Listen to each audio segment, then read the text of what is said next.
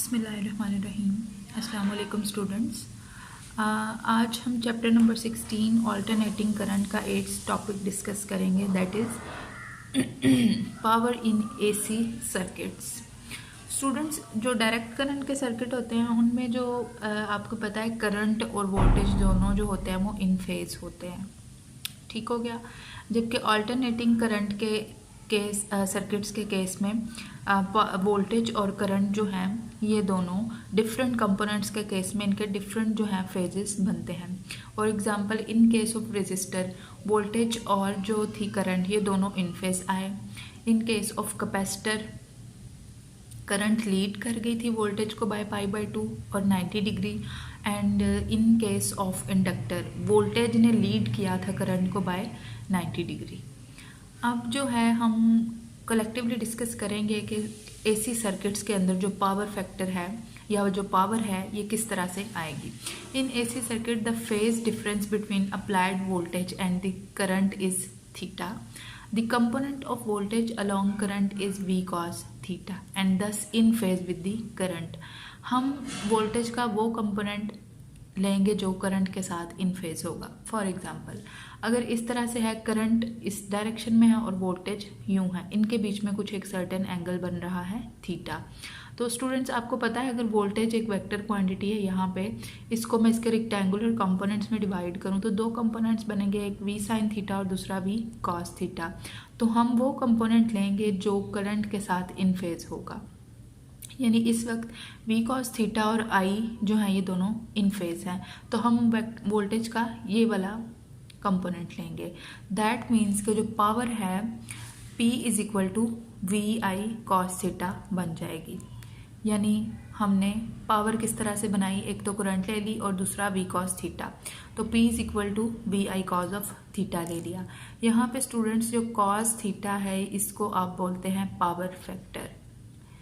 ये क्वेश्चन बहुत इंपॉर्टेंट है, अक्सर एमसीक्यूज में आता है कि sine theta, tan theta, cos theta तीनों में से कौन से वाला जो है वो ट्रिग्नोमेट्रिक फंक्शन कौन से वाला जो है पावर फैक्टर है, तो कॉस थीटा जो है ये पावर फैक्टर है।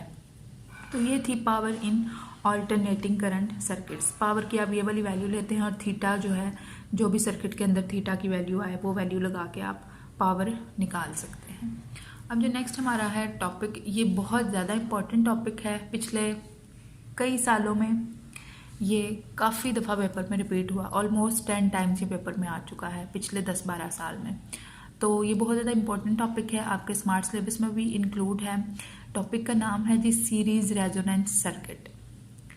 अब सीरीज़ रेजोनेंस सर्किट जो होता है इसमें 3 कंपोनेंट्स रेजिस्टर, इंडक्टर और कैपेसिटर जो होते हैं हम सीरीज़ में लगाते हैं। ये हमने एक डायग्राम बनाई RLC, इसको अमूमन RLC सीरीज सर्किट भी बोला जाता है। इसमें हमने एक रेजिस्टर, इंडक्टर और कैपेसिटर जो है इनपुट वोल्टेज के साथ सीरीज में लगाया है। अगर आपने इस सर्किट की डेफिनेशन लिखना है तो आप इसको डिफाइन भी ऐसे ही करेंगे कि एक ऐसा सर्किट जिसमें रेजिस्टर R, इंडक्टर L और कैपेसिटर C जो है इनपुट वोल्टेज V के साथ आप सीरीज में कनेक्ट करते हैं। तो ये होगी सर्किट की डेफिनेशन और डायग्राम, ठीक हो गया। अब जो हमने इससे प्रीवियस टॉपिक पढ़े थे कुछ बैकग्राउंड को भी हम डिस्कस करते हैं कि प्रीवियस टॉपिक्स में हमने पहले पढ़ा RC सीरीज सर्किट, देन हमने RL सीरीज सर्किट भी पढ़ा।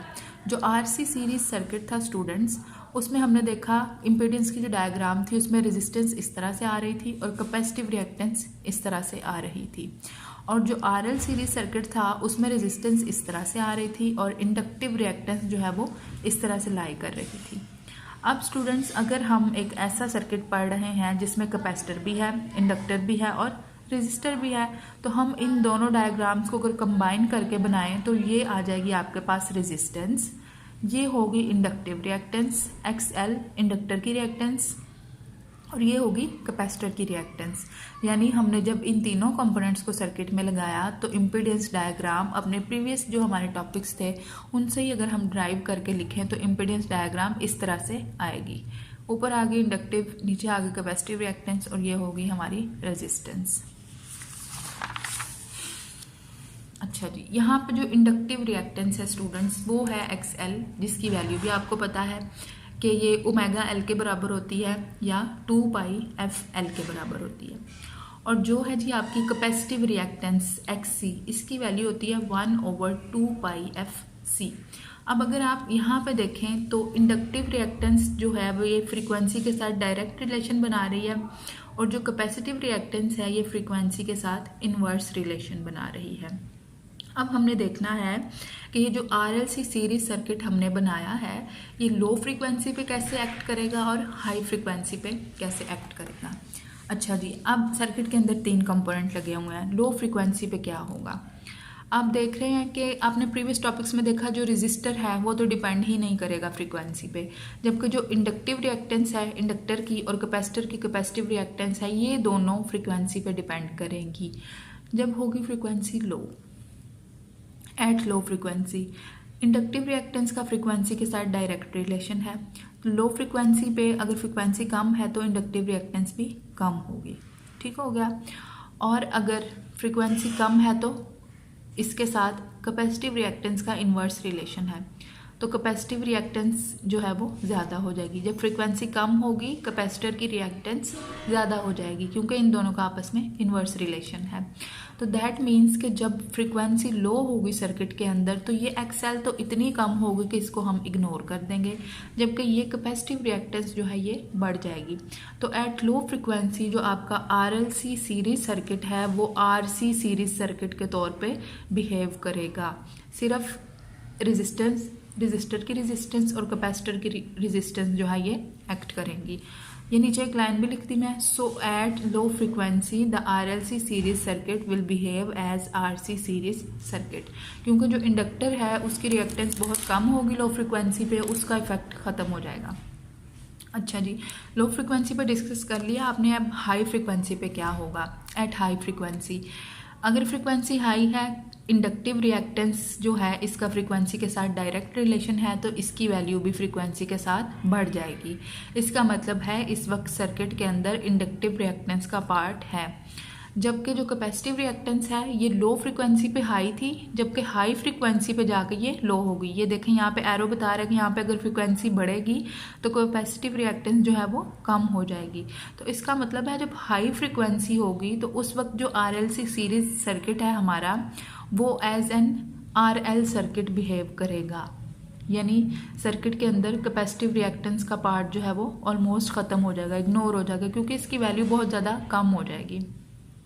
तो ये दो रेजिस्टेंसेस उस वक्त सर्किट में असर करेंगी। So circuit will behave as RL series circuit at high frequency. तो यहाँ से पता चला कि लो फ्रीक्वेंसी पे सर्किट जो है RC सीरीज सर्किट के तौर पे बिहेव करता है, और हाई फ्रीक्वेंसी पे सर्किट जो है RL सीरीज सर्किट के तौर पे बिहेव कर रहा है।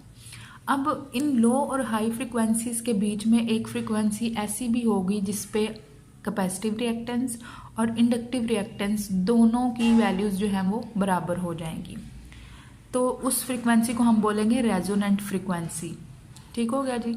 इन between the low and high frequency there will be a frequency omega R या FR, इसको बोलते हैं, at which inductive reactance and capacitive reactance are equal. This condition is called resonance. ऐसी फ्रीक्वेंसी जिस पे कैपेसिटिव रिएक्टेंस और inductive reactance दोनों बराबर हो जाएं, उस फ्रीक्वेंसी को आप बोलेंगे रेजोनेंट फ्रीक्वेंसी, और इस कंडीशन को आप बोलेंगे कि अब यहाँ पे रेजोनेंस हो गया है। रेजोनेंस का मतलब ये होता है कि दो चीज़ों का मिल जाना, फ्रीक्वेंसीज का मिल जाना। तो ऐसी फ्रीक्वेंसी जिस पे कैपेसिटर की रिएक्टेंस और इंडक्टर की रिएक्टेंस दोनों बराबर हो जाएं, उस फ्रीक्वेंसी को आप बोलते हैं रेजोनेंट फ्रीक्वेंसी। अच्छा जी, अब रेजोनेंट फ्रीक्वेंसी पे हमने कहा कि दोनों की रिएक्टेंसीज हो जानी है बराबर, XL बराबर होगा XC के। तो XL की वैल्यू है जी ओमेगा L और XC की वैल्यू है ओमेगा C। अब ये ओमेगा उठा के इधर ले जाएं तो यहाँ पे हो जाएगा ओमेगा स्क्वायर, L यहाँ ले आए 1/LC। अब ओमेगा स्क्वायर है, इसका स्क्वायर ख़त्म करने के लिए आप क्या करेंगे, अंडर रूट ले लेंगे। इक्वेशन के दोनों साइड्स पे आप लें अंडर रूट। यहाँ पे अंडर रूट और स्क्वायर कैंसिल हो गया, आपके पास बचा ओमेगा। यहाँ पे आपने जब अंडर रूट लिया 1/√LC हो जाएगा। अच्छा जी, ओमेगा 2πf के बराबर होता है, 2πf पुट किया इज इक्वल टू 1/√LC। अब फ्रीक्वेंसी चूँकि रेजोनेंट फ्रीक्वेंसी थी तो सबस्क्रिप्ट में हमने एक R भी लगा दिया, F ये 2π उठा के इधर ले आया तो 1/2π अंडर रूट LC। अब उस रेजोनेंट फ्रिक्वेंसी के लिए आपने एक फार्मूला बना लिया है कि रेजोनेंट फ्रिक्वेंसी किसके बराबर होगी, 1/2 pi under root L C. L है जी इंडक्टर की वैल्यू और सी है कैपेसिटर की वैल्यू। ठीक हो गया जी। अब ये हम देखेंगे कि रेजोनेंस फ्रीक्वेंसी पे क्या होगा। ये हमारी जो थी इम्पीडेंस की डायग्राम थी आरएलसी सीरीज सर्किट में। अब आपने देखा कि XL और XC ऑपोजिट डायरेक्शन में एक्ट कर रही हैं, एक अपवर्ड है दूसरी डाउनवर्ड है। तो जो रेजोनेंस फ्रीक्वेंसी है उस पर तो ये दोनों इक्वल हो जाती हैं। अब इक्वल और ऑपोजिट हैं तो दैट मीन्स कि रेजोनेंस फ्रीक्वेंसी पे एक दूसरे का इफेक्ट ये दोनों कर देंगी कैंसिल। तो उस वक्त सिर्फ रेजिस्टेंस एक्ट करेगी। तो रेजोनेंस फ्रीक्वेंसी पे सर्किट की जो इम्पीडेंस होती है वो सिर्फ और सिर्फ रेजिस्टेंस के बराबर होगी।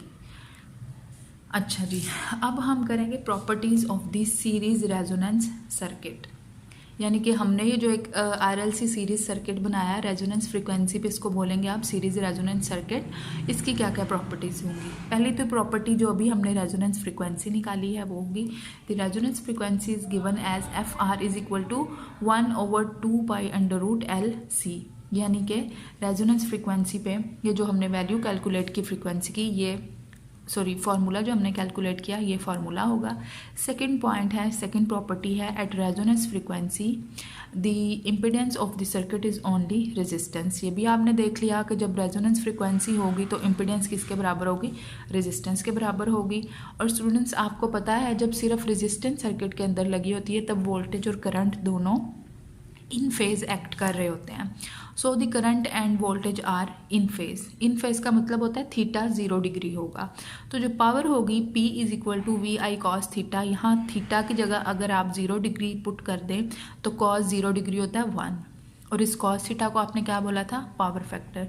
तो दैट मीन्स के रेजोनेंस फ्रीक्वेंसी के ऊपर पावर फैक्टर क्या हो जाता है, 1 हो जाएगा। थर्ड प्रॉपर्टी है at resonance the impedance of the circuit is minimum and is equal to R। यानी कि रेजोनेंस जो कंडीशन है इसके ऊपर सर्किट की कैपेसिटिव और इंडक्टिव रिएक्टेंस तो एक दूसरे का इफेक्ट ख़त्म कर देगी। इस वक्त सिर्फ और सिर्फ कौन सी इम्पीडेंस एक्ट करेगी, रेजिस्टेंस। उस वक्त सर्किट की इम्पीडेंस मिनिमम होगी। फोर्थ पॉइंट है जी, अब चूँकि उस वक्त सर्किट की इम्पीडेंस मिनिमम है दैट मीन्स के करंट मैक्सिमम होगा।